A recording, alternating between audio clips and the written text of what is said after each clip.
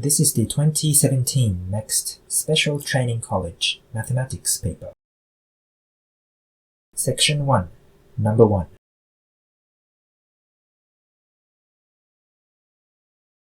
First of all, let's express root 27 in terms of root 3. 3 root 3. Next, let's distribute minus root 2. Since 6 is 2 times 3, we have minus 2 root 3. And root 2 times root 2 is, of course, 2. Next, root 3 squared is 3. So 6 divided by 3 is 2. These two terms cancel out. So the answer is 3 root 3 minus 2.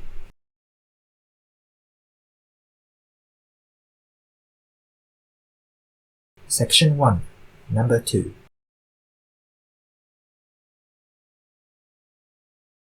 We're given an inequality containing an absolute value expression. Now, remember that given the absolute value of x smaller than y, minus y is less than x, but y is greater than x. Therefore, minus 7 over 2 is less than x minus 3 over 2, but 7 over 2 is greater than x minus 3 over 2. Add 3 over 2.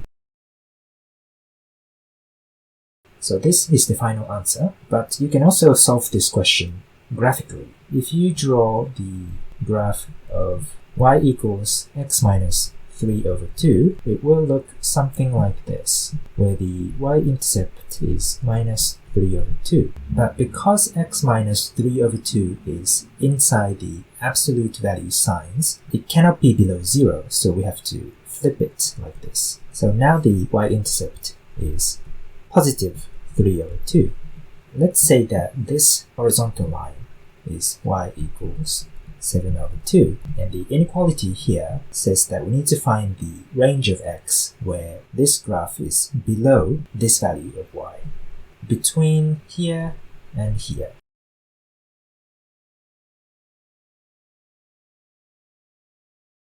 Section 1, Number 3.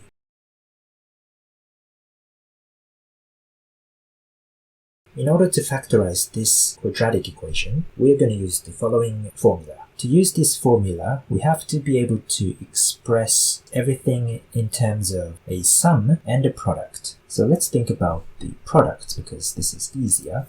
Recall that a squared minus b squared can be factorized as a plus b times a minus b. Next, let's make a sum. If you look at the second term, it is minus 2ax. This can be expressed as minus a plus b plus a minus bx. Let's distribute this minus 1.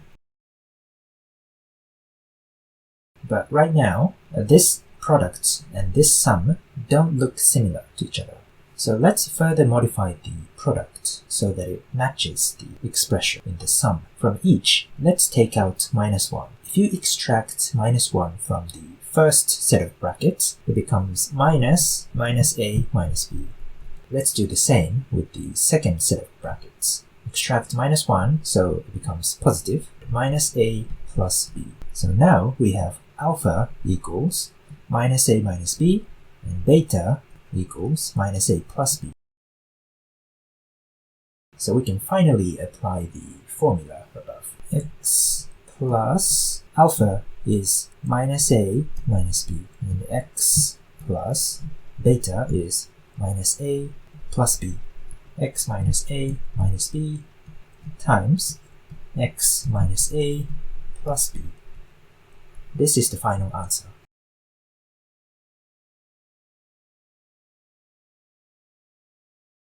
Number 4.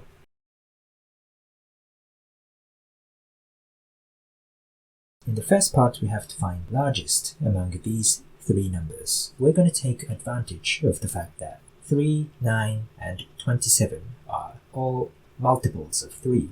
So we want to be able to express all these numbers in terms of 3. First, recall that the 8th root of b is b raised to the power of 1 over a. Therefore, the cubic root of 3 becomes 3 to the power of 1/3. This becomes 9 to the power of 1/4. And finally, this becomes 27 to the power of 1/7. Next, 9 is 3 squared. So this is 3 to the power of 2/4. 27 is 3 cubed. So this is 3 to the power of 3/7. In y equals a to the power of x, as the value of x increases, the value of y also increases. Therefore, we basically have to compare the exponents of these three numbers. So 1/3 is 1.3333 and so on. 2/4 is of course 1.5. 3/7 is 1.4 something. Therefore, the fourth root of 9 is the biggest. In the second part, we have three numbers once again, but this time we have logarithmic expressions. First of all, let's express 3 as a logarithmic expression. Recall that log base a of a is 1. When you have a number times a logarithmic expression, the number before the log can move to the exponent. So 3 can be expressed as 3 times 1, which is 3 times log 3 of 3, which is log base 3 of 3 cubed, which is log base 3 of 27.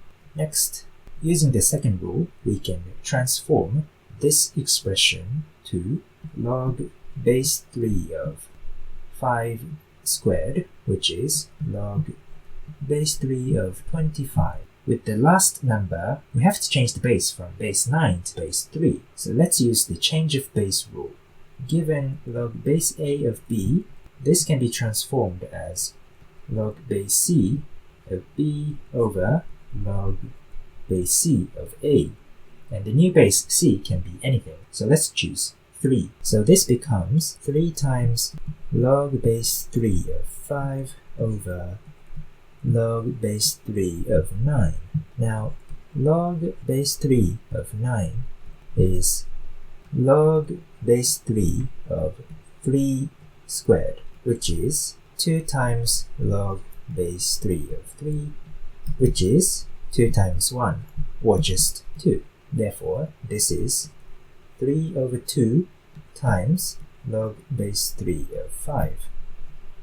And this number can be moved to the exponent. So this is equal to log base 3 of 5 to the power of 3 over 2. As the value of x increases, the value of y also increases. Therefore, we have to compare the three numbers, 27, 25, and 5 raised to the power of 3 over 2. Since we're looking for the smallest number, we can discard 27 as it's obviously bigger than 25. Next, let's express 25 as 5 squared. 2 is bigger than 3 over 2. Therefore, this must be smaller than 25. So, the answer is, this is the smallest number.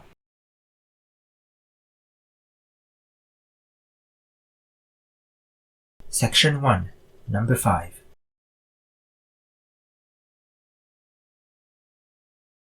We need to find the sum of the two roots of this quadratic equation.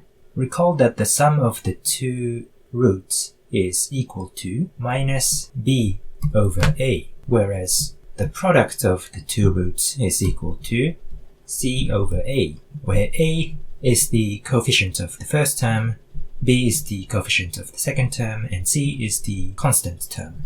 Therefore, alpha plus beta is minus 3 over 1, which is 3. Now, in the second part, we're given that alpha squared plus beta squared is equal to 1, and we need to find the value of the constant p. We're going to use the following formula to solve this part. Alpha squared plus 2 alpha beta plus beta squared minus 2 alpha beta is 1. We can do this because if you add and then subtract the same thing, they cancel out. The first part can be factorized as alpha plus beta squared, we can move minus 2 alpha beta to the right-hand side. Because the product of the two roots is equal to c over a, alpha beta is equal to p over 1, which is p. So the right-hand side becomes 1 plus 2p. From the first part, we know that the sum of alpha and beta is equal to 3. So 3 squared is 9. Therefore, 2p is equal to 9 minus 1, or 8. Therefore, p is equal to 4.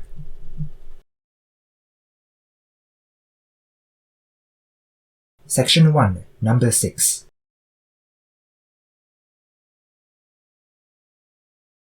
In this question, we have to make 6-digit numbers using 1, 2, 2, 3, 3, 3. So we basically have to determine the number of permutations with these 6 numbers with some duplicates. When we have duplicates, we can use the following formula. In this formula, n is the total number of elements. In this question, n is equal to 6.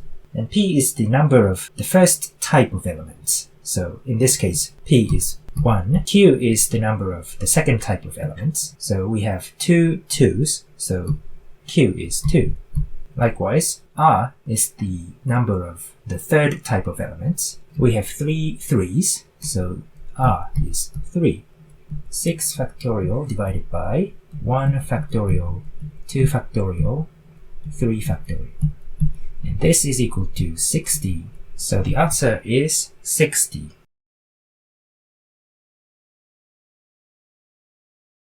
Section 1, number 7.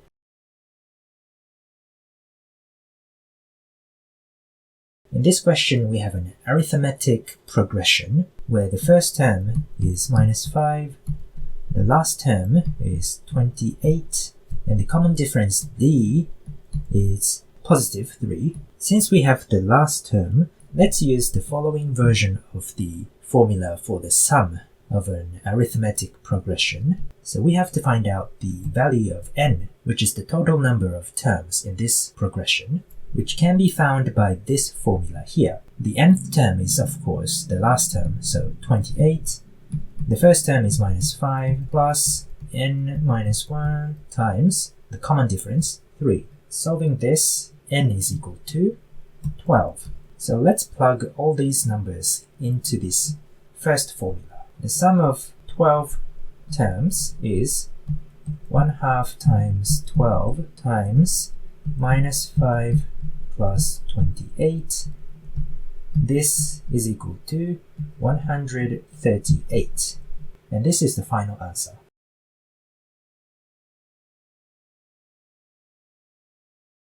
Section 1, number 8.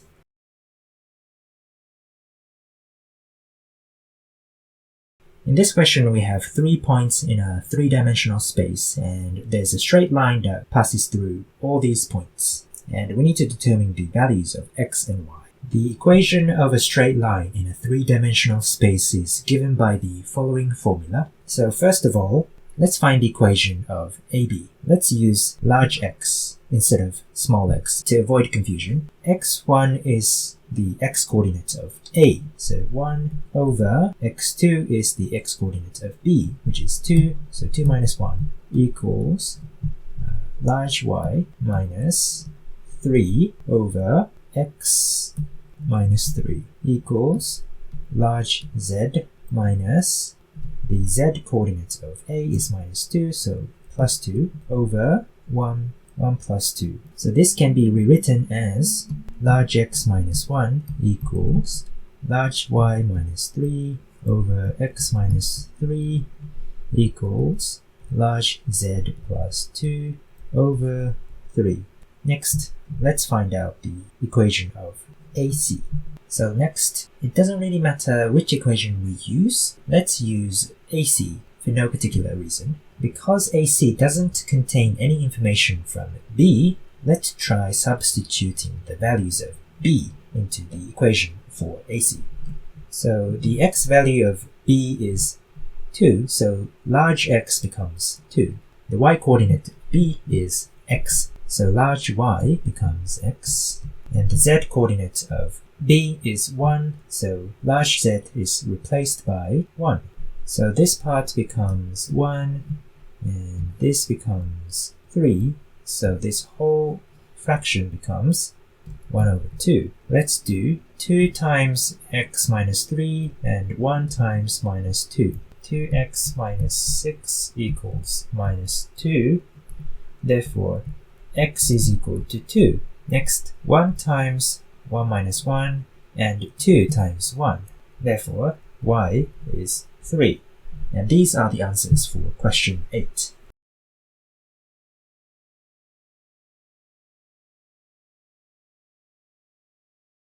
Section 1, number 9.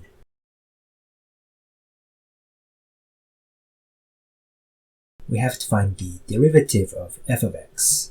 So let's differentiate this function. 3 times 1 over 3 is 1. 2 times 2, 4. And 4 times 1, 4. In the second part, we have to find the number of real solutions to f of x equals 0. So since f of x is a cubic function, there can be up to 3 real solutions, but the number of real solutions depends on the number of turning points. If there are 2 turning points, the graph will look like this. If the y-axis lies here, like this, then there will be 3 real solutions. But if one of the turning points merely touches the x-axis, then there will be only 2 real solutions. And finally, if the turning points are either below or above the x-axis, then there will only be 1 real solution. Next, if there is only 1 turning point, then the graph looks like this. In this case, no matter where you draw the x-axis, there can only be 1 real solution. 1 here, 1 here, 1 here. So hopefully there is only 1 turning point, so that we can just say there is only 1 real solution. But if we find that there are 2 turning points, we have to determine the coordinates of those turning points to see where they lie relative to the x-axis. To find the turning points, we have to use f dash of x. So let f dash of x be equal to 0. The left-hand side can be factorized as x minus 2 squared. So x is equal to 2. So we know that there is only 1 turning point, which means that there is only 1 real solution.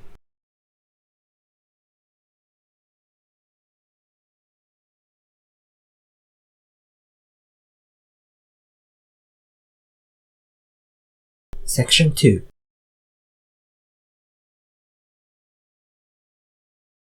In the first part, we have to find the length of AC. In the question, we are told that cosine of angle ABC, right here, is 4 over 5.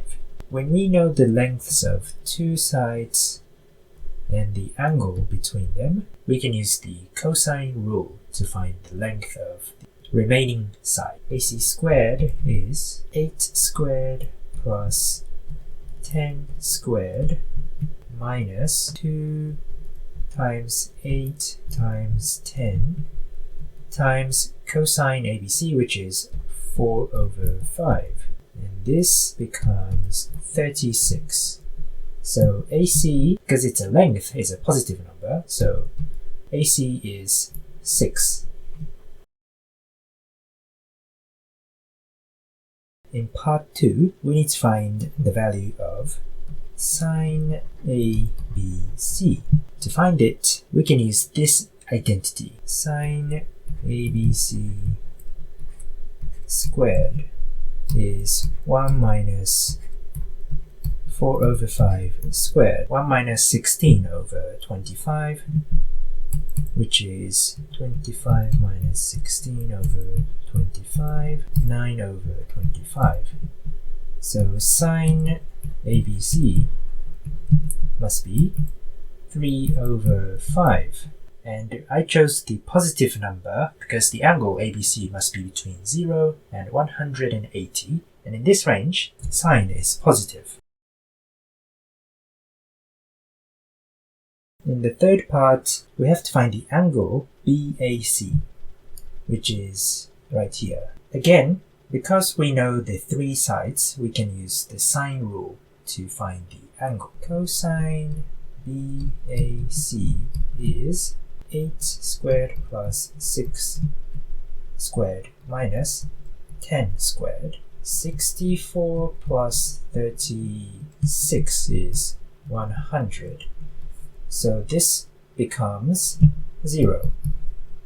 I don't even need to calculate the denominator.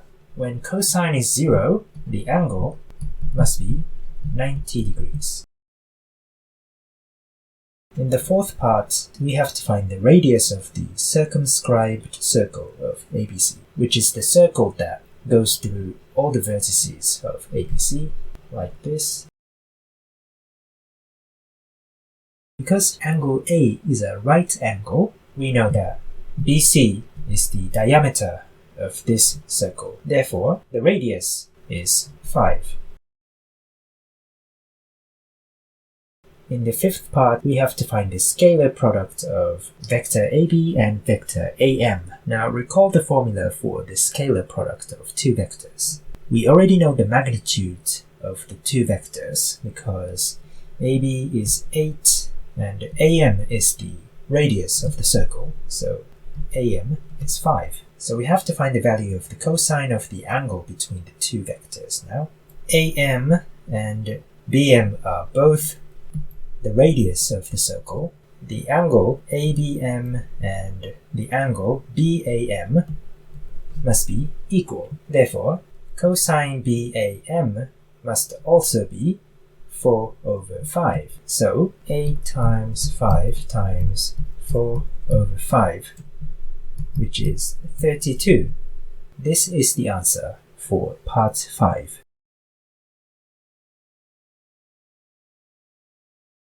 In part 6, we have to find the scalar product of vector MA and vector MB. Once again, both MA and MB are the radius, so we know the magnitudes of these two vectors, 5. We also know the length of AB, so we can use the cosine rule again to find the cosine of the angle between MA and MB. 5 squared plus 5 squared minus 8 squared over 2 times 5 times 5, which is minus 7 over 25. So vector MA dot vector MB is 5 times 5 times minus 7 over 25, which is just minus 7.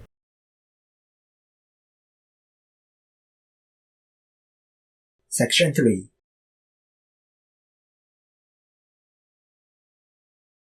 In the first part, we have to find the coefficients of the terms of the equation for the parabola ABC. Since we know the coordinates of 3 points, we can just substitute them. A 1, 0, so 0 equals A plus B plus C. B is 3, 0, so 0 equals 9A plus 3B plus C. C is 4, 3, so 3 equals 16A plus 4B plus C. And let's call these equations 1, 2, 3 respectively. So let's do 2 minus 1. 8A plus 2B equals 0, which is 4A plus B equals 0. Next, let's do 3 minus 1. 15A plus 3B equals 3, which becomes 5A plus B equals 1. And let's call these 4 and 5. 5 minus 4 is A equals 1. And let's substitute this into 4. 4 plus B is 0, so B is minus 4. Finally, let's substitute everything into 1. And we have 0 equals 1 minus 4 plus C. So C is 3. So now we know the equation of the parabola is y equals x squared minus 4x plus 3. In part 2, we're told that there's a line L that passes through A and C. So this is line L, and we have to find the equation of this line. The general formula for the equation of a line is mx plus b. And since we know the coordinates of the 2 points, we can just substitute them into this equation. That substitutes the coordinates of A, 0 equals m plus b, and substitutes the coordinates of C, 3 equals 4m plus b, 3 equals 3m, so m is 1, which means that b is minus 1. Therefore, line L is y equals x minus 1. Next, we're told that there's a line M that goes through point B and is perpendicular to L. And just like in the previous parts, we have to find the equation of this line M. When two straight lines are perpendicular to each other, the product of the two slopes must be equal to minus 1. The slope of L is 1, so the slope of M must be minus 1. And all that's left for us to do is to substitute the coordinates of B, y equals minus x plus 3.